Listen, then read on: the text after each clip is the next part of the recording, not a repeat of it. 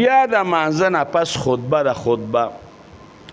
نو خطبه ویل اگل چې دا مسنون دی د غټ اختر لیکن اورېدل یې لازمي دی د جمعې د مانځه په شان خامخا بعضې خلکو باندې تلواري یاره څاروی لالوم څاروی لالومه نه څاروی لالی خو لیکن دا ثوابونه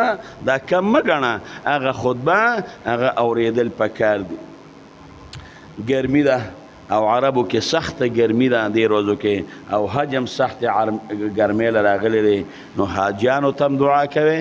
او ځان ته به موږ دعاګانې کوو پوه شوې چې چا یو ځل حج کړی دی نو الله دې په هغوی باندې او په موږ باندې بیا دې په موږ باندې الله پاک وکړي او که چا نه دی کړی هغه دې هم الله پاک بوځي ځکه یو وخت کې مرګ دی او بیا به تپوس کېږي نو مال او دولت دا د انسان نه پاتې دی د الله کوم احکام دي په کار دا دی چې د الله د احکامو موږ څوک